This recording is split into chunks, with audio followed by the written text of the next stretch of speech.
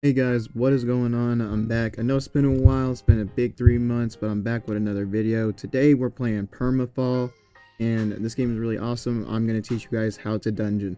Before I hop straight into the video, I want to give big thanks to Foss, the administrator of Permafall, for helping me out on this video. I really do appreciate it. Being said, I will be telling you guys all about dungeons, the type of chest and the possible loot, what the runes do, both of the bosses, how to beat the goblins, how to get past the obstacles, what the best classes are, and last but not least, the best races for dungeoning. So firstly, I'm going to teach you guys how to manage the obstacles. These are probably the easiest things in the dungeon, and you should not be dying to them. This is what I like to call sand escape. It's kind of like flood escape, if you guys know what that is.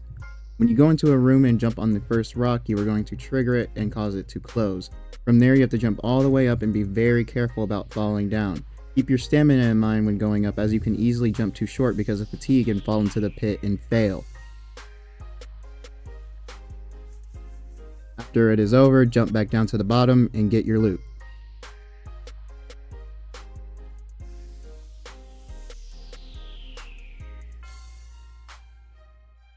The next obstacle I like to call the sand pit. This is the easiest thing in the game to do. Just jump from rock to rock all the way across and keep your stamina in mind. Don't go too fast because it's very easy to fall in. That's pretty much all there is to it.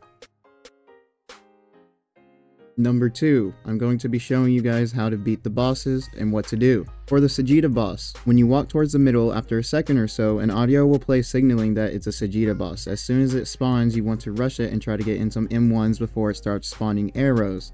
These arrows auto-target you and can be countered by holding Mana Shield. You can also utilize Terra to stand behind and block while firing your own Sagitta at it if you are a freshie. The Sagitta boss will rush to the middle and quickly turn into an oval before firing a shotgun blast of arrows around the entire room. To counter this, you need to perfect block it.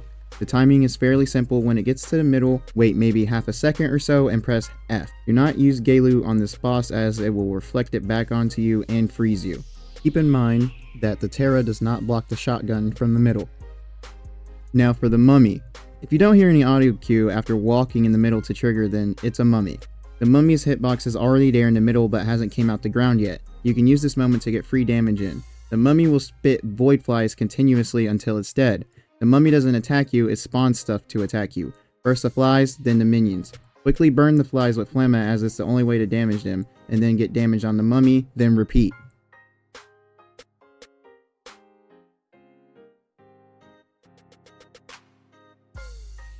And last but not least, a way for both to go down very fast is Hezi. Hezi will clear both of them in no time, but that's if you can hit them enough.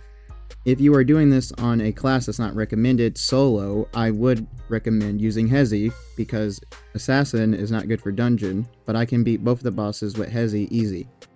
Next is fighting goblins. This is the easiest NPC in the dungeon as of right now, and as long as you're attacking it back, there's no way it should be able to kill you. They do very low damage even when they are ganging up on you.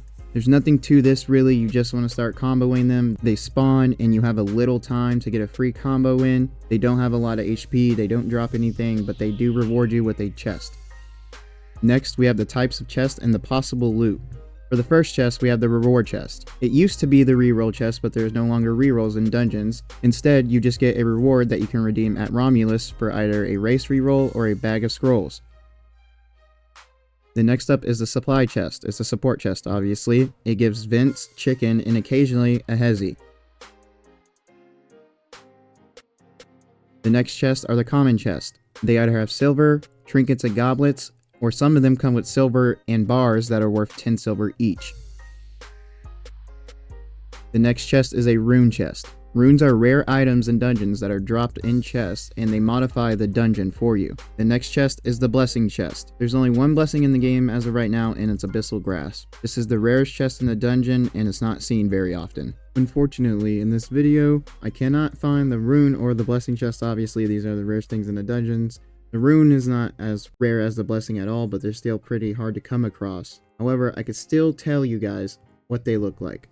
The rune chest is purple, and the blessing chest are blue. Next up, I will be explaining what the runes do. Number 1, we have the Rune of Tranquility.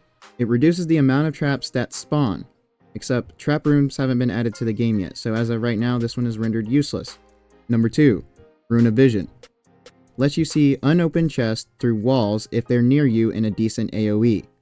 This one is really good because you can see where all the boss floors are. Rune of Vitality for number 3. Gives all players 50 plus extra max HP. This is very good for freshies. Please keep in mind that runes have a one-time use.